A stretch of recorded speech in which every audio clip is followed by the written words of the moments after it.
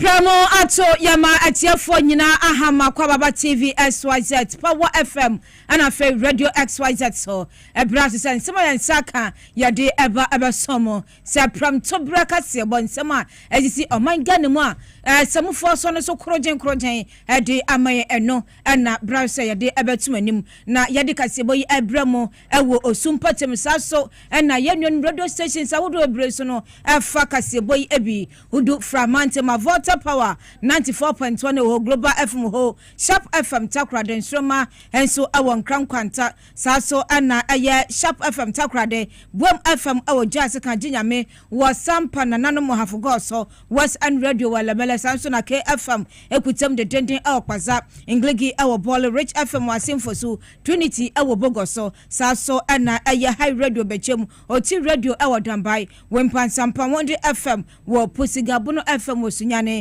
saso ana loud silence television enso ekutemu bie saso ana aya sunset FM wo sehwiyo so nyansapo FM ekutemu ewo shama saso na kwankrofo manso a mepacho batinsemi bi ewo Opposite FM Virginia USA tune in air power 979 this radio ewo li adafapa ewo Parigi live ewo UK OPD wo UK ana febetimi akenkan semi nyina bi yekuchire egu eye my xyzonline.com abetimi atie bi so ewo Facebook a power 979 and I said Radio XYZ 93.1 obetimi akan semni bi anampo etie bi eho na udi YouTuber na say XYZ broadcasting obetimi ahwen semni bi na odi wadwen kire so ababeboa sadia ensam no ekoso no na nsema ya boaboa no ade bram no edi makotene no ebi ene say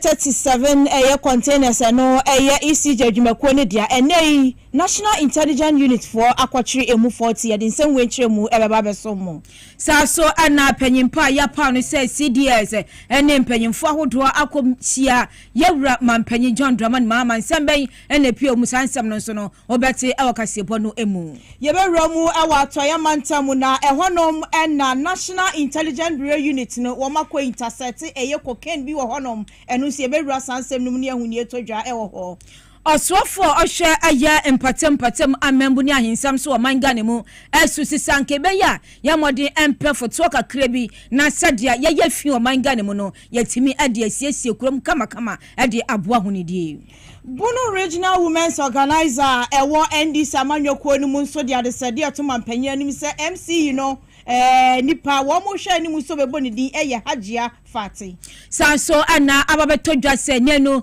okopie mu ewo abanwumaku ahodo mu adodo na no modembo enhyedra enkoso hwanmu na wode sansem yi atudwa NADMO director for enso den sama tudwa ni nyina efa interior minister donation ode koma eye edum blue light eje ma no homne so ho no ma wo mo reject sa ne ma NADMO for ababekasa afa sansem yi eho Concerned Drivers Association enso esra ban so fa ne nansi form esanse ne kopie mu awa aboso okan a sadia ka ho nyoma bo ekosoro no enya asem kuma and some way any afufro pina and was a move for so kwaje na wie ye de ebaba so mo seprem to brekase ukopie mu ewo Facebook kwa power 979 and face so TV XYZ Ghana YouTube no XYZ broadcasting and some nyina ubenya bi ahye na wonya bi etie ewo honom na awiei enyumaku ahodo a asiasia de Kasiebo yi ebrem no ebi eye mega cash osebo modern say se eye awogidie mu no obetwe na so etimi aboa se be na sika wodo wonsa betimi akabi saso na yade aseda so ema high sense kitchen appliance promotion me pacho modern say 28 ekono se obetimi ahwe na achade ahodo a high sense ite so no wonso wetimi atoto bi honsam yade bebro Kasiebo saso na S natural mineral water esu ekutiemu efema minka ose gentle step mother care esu ekenwa kasie no yade ebrem no krakrem no solar natural clinic esu esuemu de denden eboye chidoma Kasiebo yade ebrem yade nsem ebrem eyemi ekuya krantema na afei nana ajwa kwachwa na meshe kasie no ase ede free eyaso ya womo na ehwe eye nwama hode honsam so ewo my Ghana mu na sector minister wada nano eyo nmenyamfo John Jenapo na wakasa de nsama tujasa na anu nsema ebeto odwa sa ukopie mu ewo tema port ene ne mpota mu dia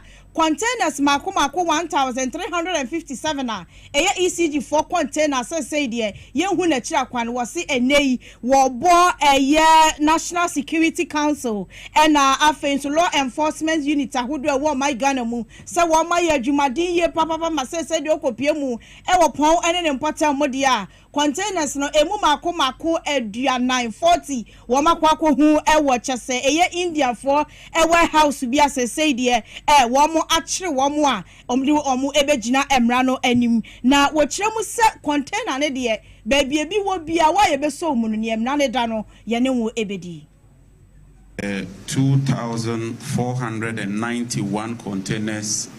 ECG itself presents as containers held at the port. 1,328 cannot be accounted for. That is very serious and that's very alarming. And I assure you, we would conduct a detailed investigation into this matter.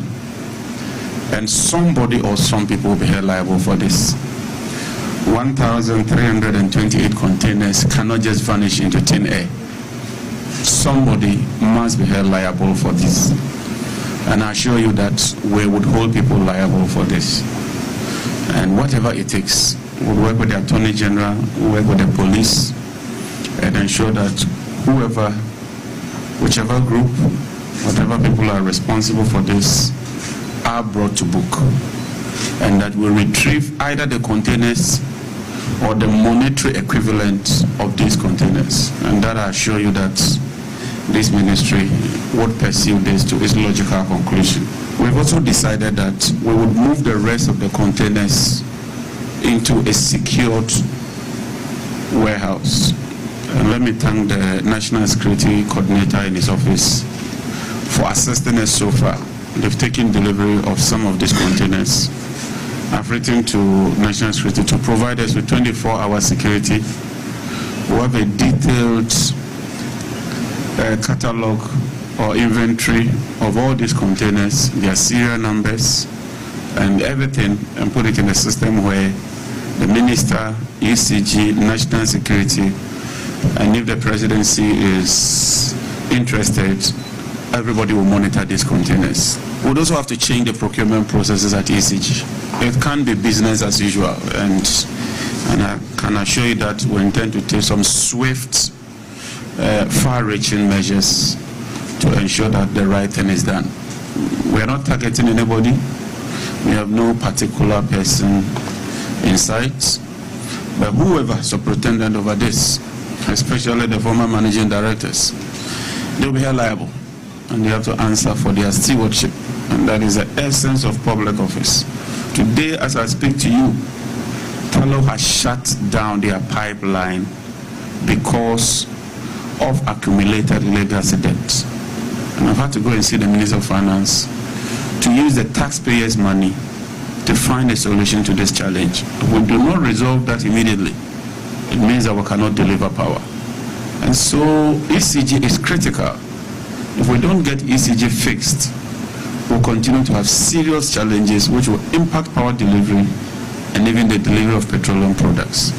And so as a ministry, we'll be taking some very tough, unpleasant, difficult decisions, but we take those decisions in the overall interest of this country. We must fix the system. Other than that, the whole energy sector would collapse one day.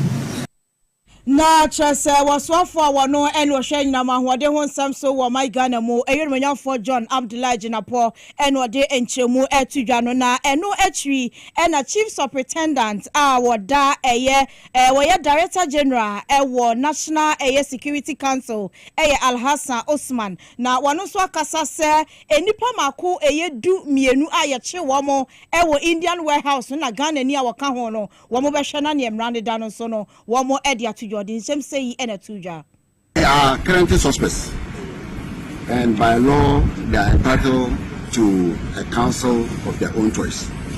So we will grant them that opportunity, but of course within the next 48 hours we will also exercise our rights by ensuring that we complete investigation and put them before a court of competent jurisdiction. Na chese chief superintendent Osman Al-Hassan wano director National Security Council yete se wone nsentwofo etwetwe nkomo efa nipa wache womo efa ECG containers ayire ehu ya twan samno so na yembohwi enkoma mpanyi akache anopenya nte se panyi apa no fro se CDS abomoden ne aboafo ahodo ekọ amampanyi nanso ne nikodi nkoma na esanya nsem kuma esanse se nipa oya nkamfo no se nkamfo a wo se yade ema no na sama ne bonyina yenkọ na wisdom hededwome entwamfo ni no entoaso emayen for ya ene wamo abodin fufuro no ene wonyina ababehyiemu ewo mampenya so ye ede nchia fefe na abre no wo bra wo kasa no mampenyi ekiremu se obekoso ahwe se no obetumi aye na asrafo ejuma ya wodi no etumi ababaye krabehwe wo kiremu se wo hwe eye asotware training center ya ode nyama begu akwanmu na waye no first class military training center. We will continue to work to improve the conditions of service of our men and women in the security services. This year, we have allocated over 6.7 billion Ghana cedis to the Ministry of Defense and the Ghana Armed Forces. As we turn the economy around, you can rest assured your budgetary allocation will further increase to enable you secure new and additional platforms and assets in order to enhance your operations. I also task you to explore innovative financing means to improve infrastructure and training, especially in respect of accommodation for your troops. I'll be by your side every step of the way. Already, we're planning to upgrade the Esuchari training camp into a first-class training facility. Enwechiri ochiremu se eka ya military for ede yese wohwe na wotua na service personnel no otumi enya ahohanhan. Currently, we know that you are saddled with a debt of approximately 3.7 billion cedis. However, with innovation, commitment, and perseverance, we shall expand and modernize the Ghana Armed Forces. We're already working to fix the imminent food crisis that could have hit the Ghana Armed Forces due to the indebtedness of 275 million Ghana cedis owed to your food suppliers since August 2023, 17 long months. The Minister for Finance and the Minister for Defense are working to settle current bills while implementing additional measures to clear the outstanding debts. And what you say, asrafo ya weja won ekọ bokuyi no won hwe se obetumi abomodin na asundua oman ehwe no etumi aye krabehwe. I know our personnel have been deployed in Boko and other areas for several internal security operations to deal with issues including ethnic and chieftaincy disputes. While we address these disputes through mediation efforts, judicial interventions, and community-based conflict resolution mechanisms, the Ghana Armed Forces will still have to play its part in maintaining the peace, and I trust you to deliver. Paying 4 years, ne wabo wambutri ya wabebe piemu jumedie asino, any Chief of Defense Staff, Major General William Ejapon, Major General Lawrence Kweku Betanu, Chief of Army Staff, Real Admiral Godwin Livinus Blessing, Chief of Naval Staff, Air Vice Marshal Eric Ajin Frimpong, Chief of Air Staff, and Vice Marshal Joseph Lati Mensa Lakai, Chief of Staff of the Ghana Armed Forces. Na yansentwe ne wisdom hedejome amane board fi echese omampanyi akachi ebre no ebi na motiye no. Yadiani echemu ewo National Intelligence Bureau womo asuye na march bosome no ne da toso nan ewa fimpinu ne aduanunum ya na okopiemu ewo Pedu Junction na eno ewo mfimfin mantam no emu womo ekwokyere eye container bia na efree takrade achese wode nani echiremu aba eye enkramantam hanum sei na chese cocaine pa na chese eye track yi efa nwia yi bi chese ya hyehye cocaine mako chese omu chekere ya no eye 443 ena na wo ma chese ye di si afidie so say ye kari ahwa na chese away eye 3.3 eye tons na enya asem ketwa na national intelligence eye burefo echiremu a wo mo ensaka ade na wo se ewom de o makase ye koke de na so no e wo se ye defend fidie mu na ye test hwese ye bia mpa enu to de kopie mu e wo narcotic eye control commission ama wo mo so e de substance chese wo defend fidie mu ye de obeye bia na obeda de se ayo eye koke ni bia ampa na enchiremu a chese eye narcotic control for eda na di no e kire se eye sa koke ni a eye NIB foi akwa kire yi kire se ye san so e kedi ne kilograms mu a eye 2,974 chese kilograma enye asem ketwa na suspect a chese say de yaso wo mu e wasa cocaine ho nsensem yi Isaac Kweku na afei so Kenneth Kobina a chese nyame adom a yedom bekwa kwagina emra no anim epo bosome ne de toso mienu ewa afimpinu ene aduonu enan yi emu ena chese sansem yi court bekwa ho atetena na chese ne ewo bia no yahwe na emra no ene wo mo edi ya to ansam no so na yanko ansam fufroma na soafo ya pa no so nhwe mpatemu amembo ahensam ene ahonedi ansam so manga mu ade atodwa na wasusu se sanka ebetimi a yanhwe na yambofo tuo bi esanya hwe kura no yemfa akranto nchen na sade aga na ahonedi ansam ankoyie no yemfa ansiesie no na entimi amboa sansem na se eye owura Ahmed Ibrahim ono ana wade na dia chemje sa wo hwe sade Ghana sabe ahonedi ansam ankoyie na ehu benya se betimi abofoto kakra bi na yetimi adiabo wayan susu ya hode to ayaga na mpanyimfo nim se soma na se ahase hede aye adwuma na sade oka na nsam wambra na ne nsam kirofo kasa no mama yentie nsam no ebi. The country we seem to be joking with funding searching for solutions. You have big powers heading some corporate institutions where they even send the corporate social responsibility to their hometown, and not even the local people who are even suffering from the consequences of their activities. And if you look at the haphazard way of locating unplanned community water services and other things, it's a problem. And that's why I'm of the view that we should create a pool. USAID may not be able to do much. World Vision may not be able to do much, but they started very well with us.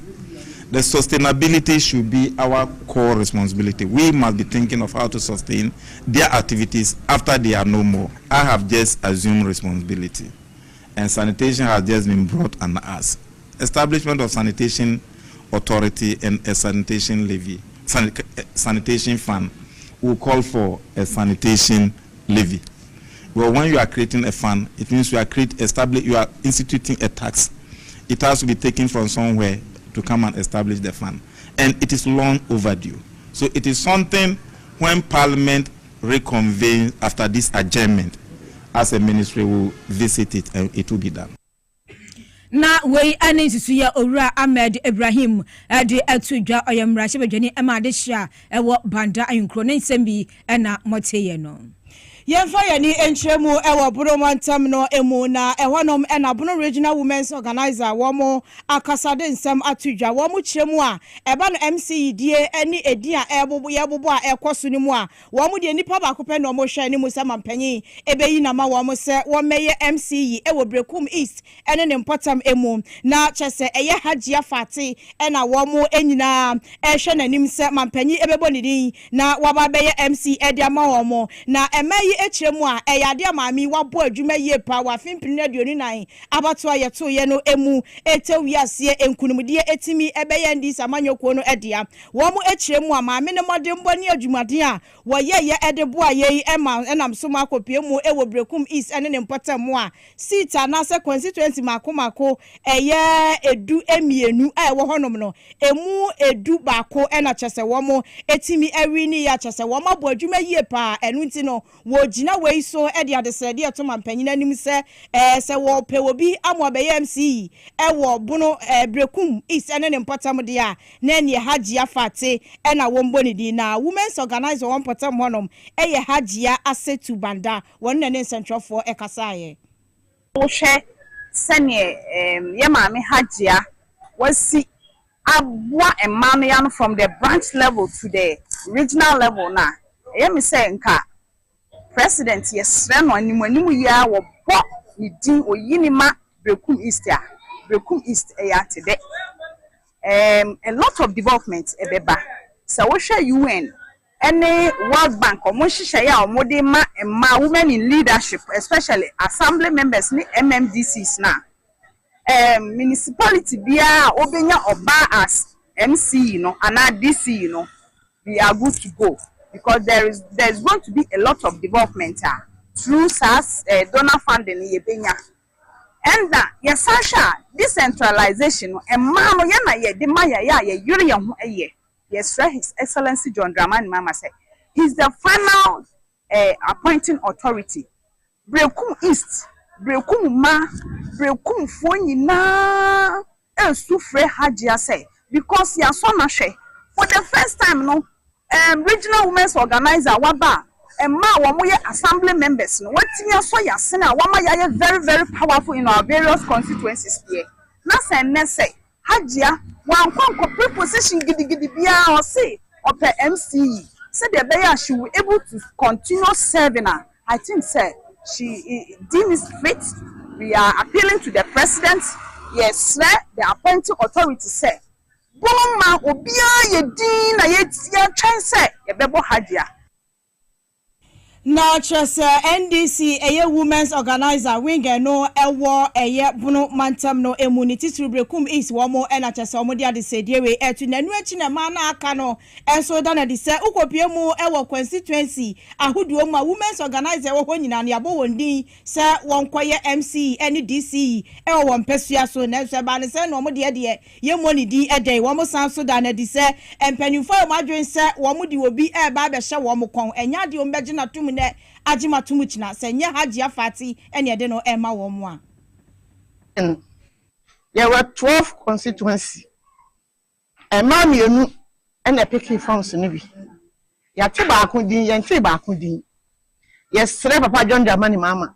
Wabobo aka mienu. Yenim ne awo ye de nanso yesre na pa. Ya maame hajia fati.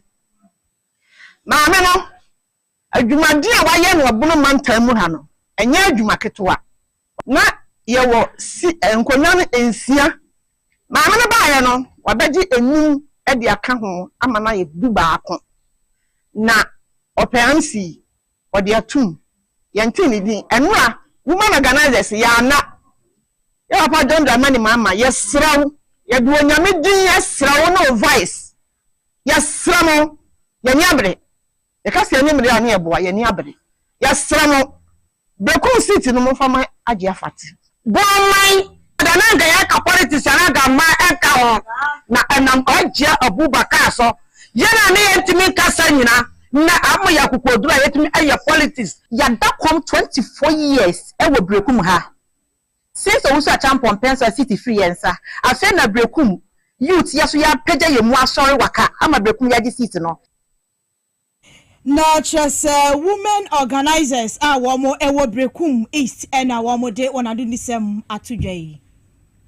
Yanto asonefe yanko aya ensemfu from na concerned drivers association of Ghana and so adin sembia betuja omasam ne say wo hwe say levies ahodo bi ewo ha na ayo hawo ema hyenkafoi say bi ti say emission tax ne ade abai adawroma wahwe eyi nyina ade afia mukon mu na mu ade ba ko a eho mu ene say nei okopie mu ewo abosi okan bebi aton cars hunuoma na enya asem kumo say de bia be ko na say cars hunuoma pass no ebuo no kwa na ekoso do enam so me se ne no de atete pa na akokogye o me sanse nei akwan bebre na na ye Ghana akwan ne yan so ko se kotom amuna kakre ma se bibi buase ebu nso de so boso okan ho no eye den keneken wo bedu ahokopa bi de aba ba siesie no so du a se de niam kono o se anya kurant wo stress aba no hwe na onye bibi a ho emfa momo one che so momo ton spare parts for no impanyimfo dada no ko hia enkasa se ade denti na ne no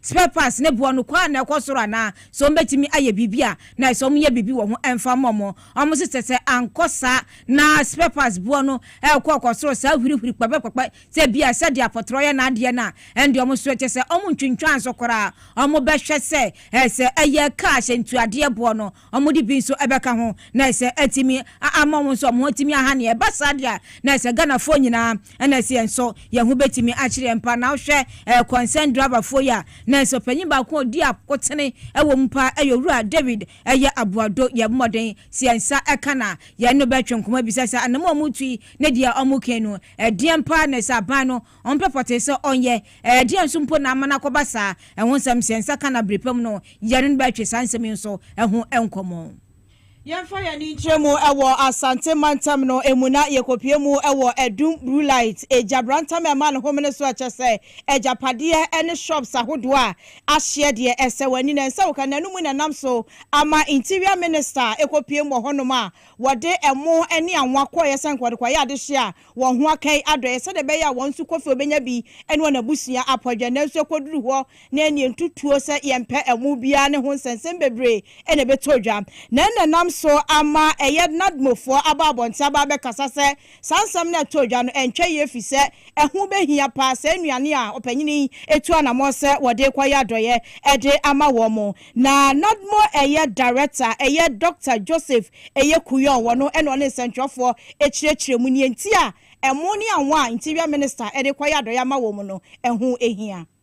There are some who can only eat when they come to turn around in the market. There are some who can't even afford soap and other basic necessities if they don't go to the market. So when something happens, our focus is to immediately rush in and give some form of relief to the most vulnerable. Then after that, the assessments are done like I've told you. We have identified the people, we've categorized them into various classes, and they all have their needs. And so this initial approach is to relieve those people who are very vulnerable and cannot afford the daily necessities. After that, a report will be given to government and actual responses will be done, at least to restore them back to business for life to become normal again.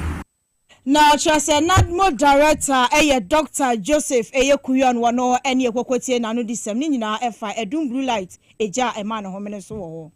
Na yamfa sidabie ema aboafo omasue mu Kasiebo yade ebremo me pato se wo yobata na pese oba ho eye kama na se oba mpo efei na wafa afura wo se osiesie hu ye wo na unya ne papa na wo de twe akwada no age ne tata se oba no se ha se yesiesie baby kama ade amano sa na tie de na modern so beko eye gentle step mother care na watimi akoto niama ebeboa se bia nkwada ntade mba ni mbema nyina ntade obenya bi oho saso ne bia aya bicycle se nkwada betimi de agro kama ofie na fe baby skirt car seat fe baby walkers nyina no obenya bi ato oho se bia pe high chairs nso a ebi oho sanso na baby diapers na fe je se baby food niema ye baby niema de ne nyina akọ aya gentle step mother care obenya bi na wato oho na atimi amakwada no so no na ni age papa je se enya asem kuma me pacho mo wo aya sprinters kwantempo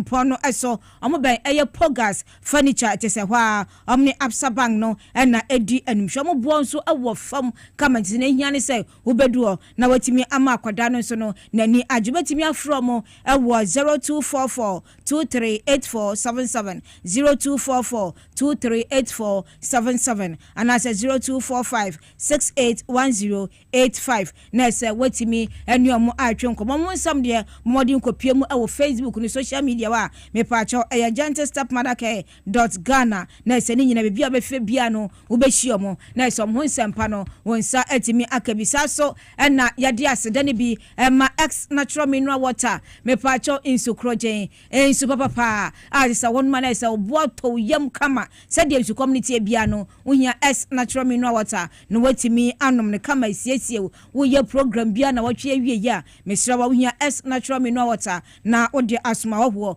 pedudu atua obadwumakom ha TVS wazata osu ubenya bi na wato anampo frɛ 0596 273 546 0596 273 546 bebia obia no ye de biba bronti so tonsuo bia e wo che traffic mu store mu ni ade afre na emfa dodo mbrewo na watimi aton esanse amanfo ni je ho eni nti ekopa sa so na ye de aseda ma high sense me pa cho si amfa nto anim se eye kitchen appliance promo no ejiremu de dende se enye asem kuma na ehia ne so beko high sense branch bia eben wo na watimi akopa niema bi ato esanse fitie na akwa no eboa no yatete so ma we say hu ese no ebeboa no watimi ato bi me pa cho so pe eye juices anase toasters sandwich makers ni nyina no ubenye bi ho sa so anape blenders anase food processors ni nyina ubenye bi eno no eye high sense kitchen appliance promo ese no so ye di ahyehyɛ so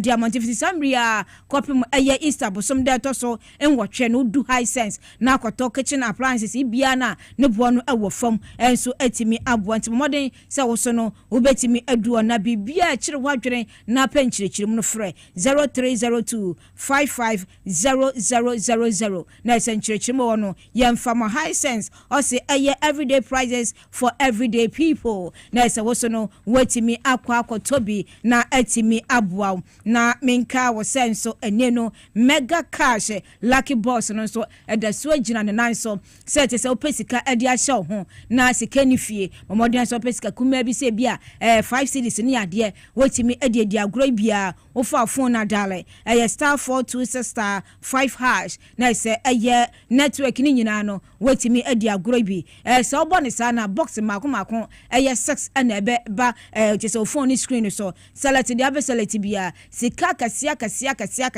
eshase se 51 kopum 6 no na be fa bia wuti aye obenye sika ho na watimi adibe ntimi pa cho 10 series eko modern na twa na woso sika botia da so no enya asem kuma obetimi awini se 100,000 Ghana cedis a obedi na ode akobo obra ho na atimi aboa na no so atimi aboa ye sika no edros bebrebe na ewo so Easter brem pa cho 45,000 Ghana cedis obetimi adibe anase 14,000 jese ndidi so enti se de wotwa dodo no na wotisu eyeye wo ma ebetimi aboa ye pa anase mpo no se woso bomoden se obedi kase pa na atimi aboa wonya 18 years ekwa saguri wosu obetimi adibi na aboa efe ye ntoa so na ensema ka no so no yemfa entoa so emfa emamo ya to ansam no so dia na ese ne no ese owura Fred eye Macon de ensembi atudwa na wasrese ho behia pa se ne no ombetimi aboa na Ghana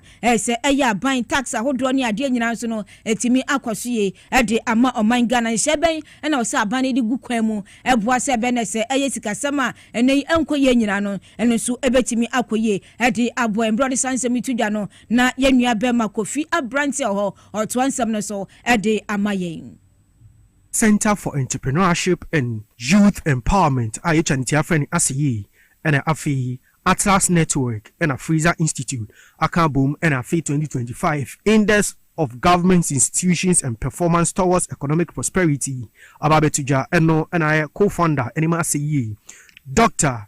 Richmond Kwesi Ansa Enetuja Ochemose Eadia in Shishomua Wamuye no Echemuse Ube Piomu Ewa My Ghana government institutions are almost fire no bebrina dia womo ye money mismanagement eno enenam so ama my Ghana impuntu essence ho. We need to focus on is the last 9 institutions which couldn't meet any plasma, and we have the Ministry of Defense, we have the Ghana Immigration Service, the Ministry of Youth and Sports, we have Ghana Water Company Limited, the Ministry of Education, Ministry of Employment and Labor Relations, Ghana Airports Company Limited. We've got Ghana Armed Forces and Ghana Great Company, which was the last institution, the 50th, and their respective marks there. But the Ministry of Defense, this is a breakdown of how they performed in each of the 5 indicators that I mentioned. So you could see they were okay with service delivery quality, but public engagement and inclusion was very poor, same as money management and transparency and accountability. But the people and the efficiency is also quite okay. And wechi opehine and Dindi Fred Mahoney OF resident fellow Edema Freezer Institute and so enituja echiremu se eyadia aban kese and afi tax bebra yɛde ɛhyɛ ɔman no ɛne ne ma nam so ɛma ɔman no ɛkɔ hia mu. Economic freedom in 5 areas: size of government. If government is too big, controls too much of the economy, then your freedom is limited. No nation can have economic freedom without a firm rule of law. Otherwise, the rich and the powerful will take advantage of their position. Inflation can erode your private property just as much as onerous taxation can. Trade regulation and credit. Ghana needs the whole world of 8 to 9 billion people. Anwachi, Chief Executive Officer Edima Asiyi, Mr. Emmanuel Akwa, and so any same etuja echemuse, yadi obesre eyo man Ghana pen for say, sanhwehwe mu omna babi tujano, one behwe so no muni edijuma. Government institutions no kra, ebi website enye functional.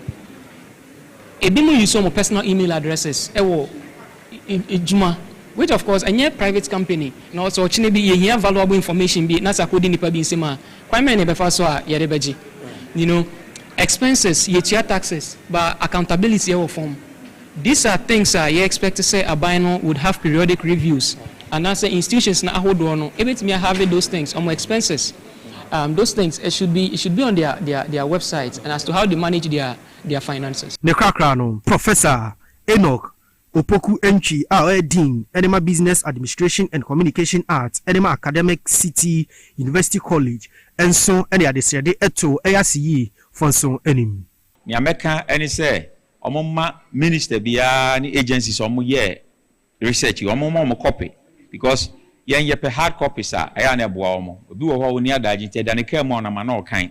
Any CEOs no mun kind because your CEOs in Sika ye triawomo. Now munyina bo man kana emwayen na report we na be bo amon recommendations say munye say ya say na beba we say na say beba omo try hwa ye benya bibi papa bi amoman ayeye nti mo me use research and fan solve your problem na nya say da bia no ye bo mpa say nyame nya be ya no because research solve problem more than say we speculate and as we superstitious.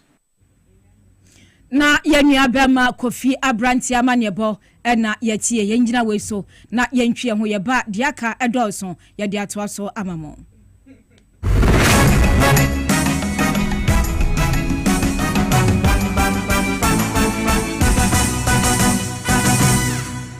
High Sense Kitchen Appliances. Imagine no ayambre. So we breakfast anopa. Ube here High Sense juicer, High Sense toaster. Opesa o mixing. Ube here High Sense blender, hand mixer. Oh no more. High Sense rice cooker. So open your share. Announce your High Sense water dispenser. Any kettle. Where do you need to upesa kanishi? A High Sense microwave. Upesa chia the intentum so dear. High Sense air fryer. Now upesa steamer dear. Anyway, High Sense steamer. Use High Sense vacuum cleaner. Who from Chensi ni musun tempa. High Sense dishwasher. Atadie die betumi ayefe. High Sense iron. Abatnitin in kama. Your gas cooker, electric cooker, and ceramic hobs. Matiti so say, and you boom. Everything 28th March. I come from 8th April. And your High Sense kitchen appliance promo. High Sense equal 5 years manufacturer defect warranty. High Sense. Everyday prices for everyday people.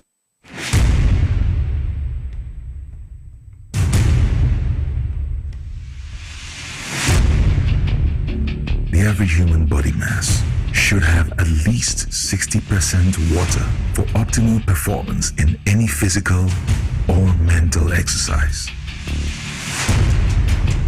We can help you maintain it naturally.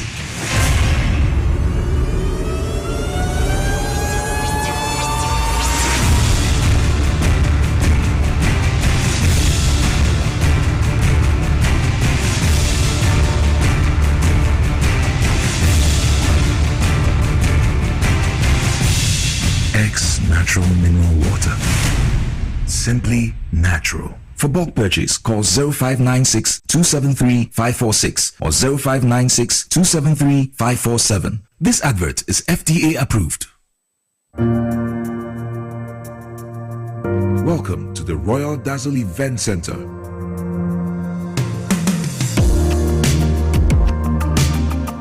With with a lush and well-maintained lawn and garden, you are assured of the best serene and comfortable atmosphere to organize all your family and social events. Live the royal moments here with friends and family.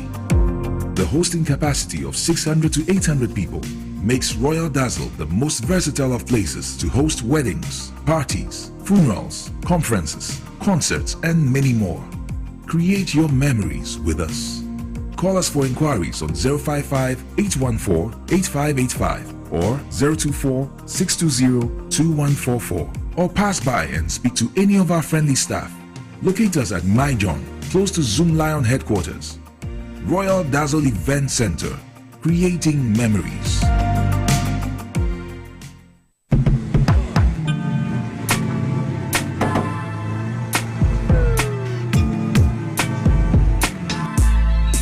Welcome to AutoCheck Vehicle Diagnostic and Licensing Center. I hear my car can be checked here without going to Accra. Sure.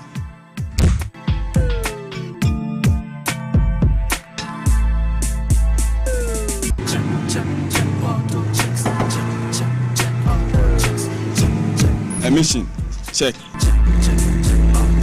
Alignment, check. Brakes, check. Visit AutoChecks at Koforidua Aquadrum Road for the roadworthiness of your vehicle, from saloon cars to heavy-duty industrial vehicles. Madam, your car is now ready for the road. Thank you so much. AutoChecks, check. AutoChecks, your safety, our priority. AutoChecks. Ghana, get ready to win big and live large with Mega Cash Lucky Box, the game where you could walk away with instant cash prizes. It's easy to play. Just dial *426*5# on all networks. Follow the prompt, pick a lucky box and reveal your cash prize. It's that simple. Win massive, up to 500,000 Ghana cedis. Don't miss your chance. Players all over Ghana are winning now. I won. What are you waiting for? Dial *426*5# or visit www.megacashluckybox.com and play on our web portal. The minimum to play is 5 Ghana cedis. Your lucky box could be holding that big cash prize. Mega Cash Lucky Box. Dial *426*5# and win instant cash today. Don't wait. Remember, terms and conditions apply and is NLA approved on the Caritas Lottery platform.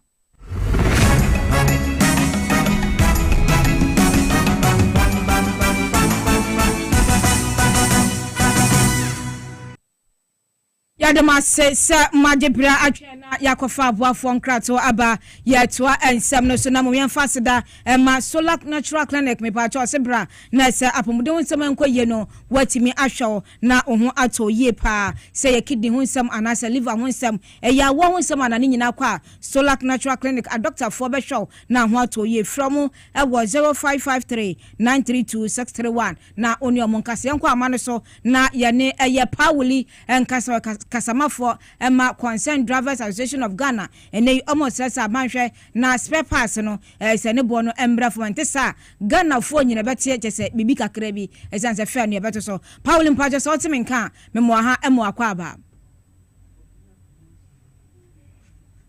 Sumayamonche entimaminche chemusi siano biantiape. Yedi kind yichia yan papa Jomama yedanase. From since I make 40 years ni. You who sabambia ba way taxi because fee ye nejuma swama ya man kuma ha da papa Jomama adama fu nyina say da wase ye papa mu GPRT for concern for ye say da wase if you say bola to where ye fio to musie to where ye fio moto ke taxi da so where ye fio enu tinan kan ye ni say emra dollar ni fu 17 aba 1530 no nan ka sabu so kaifo etimi tu omo ne maso 8 years near yet to about change of government by. One cast one matter to woman near Maso. Emma will say, oh, I was so kind. And now me no Casio Otema Portia. Taxi Papa Mahama buy on for being come way. You want to if you're done a cobaya, $1 air coffin. Now, Portia, and near my one and near Papa Jomama per se, also need be through back. Oh, true, a former near Comino Casse, and that Jedana brother. That is so credible to 4%. I'm a driver from Kuma area. Yes, so you. You're you, the papa GP at the phone, you say, Cabana Sampa, you better Petrus, you better love for Sukakram at them for one. That's who Kobo Sokaya and Tisa. That's a 2 weeks in Yokobisa, 30 then 14,000. And Namino Casay. You was exactly 2 weeks, and yet 20,000. 3 proximum. Now 4 proximum, there will be the amount, 22, 23. Total fish, 35,000, and Namino Casay, 45,000. 3,000 year crowd and canny budget. And when you're class, you say, you're going to their party to them, 1 or 2 near CC. And yes, no. So, Obia, the net of the Jumadia, you better challenge your trade ministry on your buying. So, I'm for an inco. So, I'm out for an inco. No, you want your own to be a say, Obaka Rana from Sadia. And you also have a lot of him. I can say, and Namino Case, and that most of them do themselves. I don't have to before Mako. Let's say, Cabo 20 years, no Kumunipa. You better be say, look for how bad, why not your high number. And then think of that. You need one Piero, the Chicasaya. Or Catcher and said, my deny high in tea. And say, Ubia Kofani, Mabiaba, Ubitma, I just and the side to go buy and your man will be out on. I said, man, I had ya. And the driver for the Rebecca said, passing yes. I Bushu, I ain't me for one year, Rebecca can't get to at your house. And in the end, another said, this woman, Penny, the minister said, don't go and then the 8 years you want to tell you must have $1 cost. And net dollar mumba from almost analytic to Yamudia. They are not drama for Yantiasi. And it is a moment say the statement with Babonte de Basse. Cabana said, no one woman trans and simple not to Tuniama. I'm a Niama from my drama for dear. And then young one say, yes, you're better roll him. Paul in Timmy Pacha, would you say I am Wapayabia? Nipa be search on Pessomo and how by Nana. Yeah, Canada, you see, play a bit more skitting room. Because one to me can't change out of Faniama last year, dollar near 17 city, and Numpony 10,000. I have bit engine, and a total engine near Tonabia, 30,000, then 40,000, and then my dollar number of them. Now, Port also abandoned car. That's the Plamushe. The Papa way, I'm a Ghana for. Yeah, that's how I said, yes, I'm going to put them from India, and then ye. One more 20 man to brain, 1 year go. And they do time now, we in Kakran, Kasena, pressure babas to Nova Caswatum. There's a pressure babas to the Media. And I don't know if there's a pressure babas. And yes, I need to show mine. Yanni a catch up by say, Yakosia, 20%. And then Monday, we better take the so about 4%. Kebeya and I just say, better law so I'm a team of 4 comma drum. But no one so 1 day about what was so count, and when Edman, Cabana Fanny and call. No one yes, she said, Pa, and the brain in any woman in Adia. And I answer the pressure ban so the answer better law thing.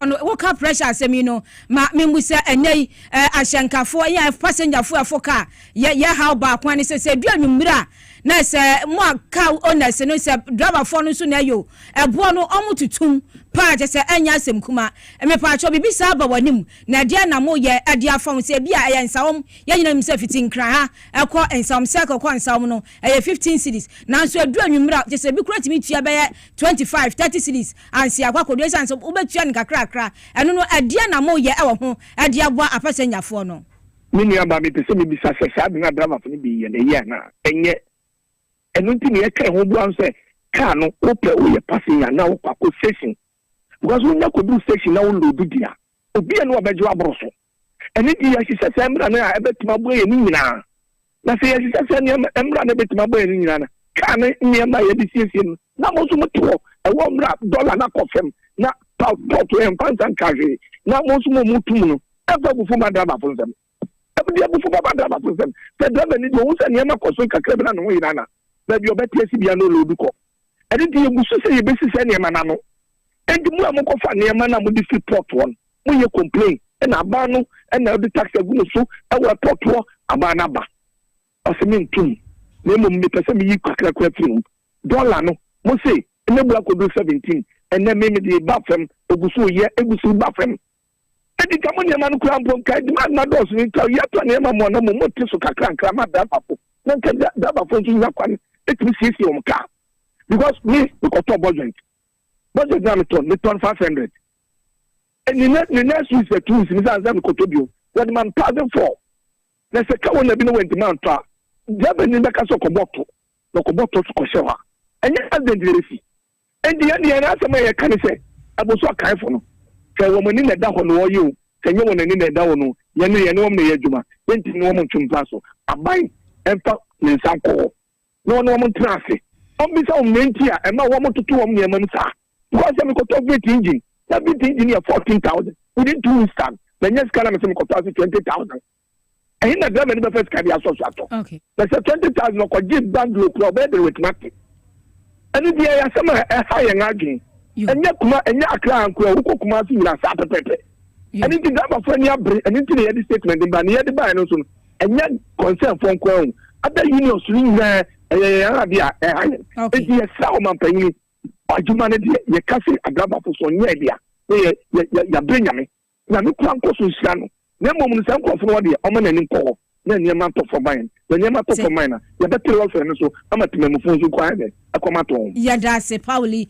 ene ensam do age sa wo de atudwa mje di sa ban so tie nti no osofo hwe aya akwantu nsam so betu hu anama ade abo na asumdwe nso aba na se no so ne begina na ensam ya boaboa no de be so mpram tebrebrim no ya di asi na se nkoma newsroom team ni nyina ya da mu nyina se amapoma checheku sa so na ya du bia enim PSA Kofia Brante ene je se team ni nyina do bia se na fe Cameron MCR obia ya do mu nyina ase no a siesie ho emayen eye Elizabeth Tego ana fe gifty ose nye bekenkan semi eye me akuya krantma ana fe nana ajo akwa achwa yakramo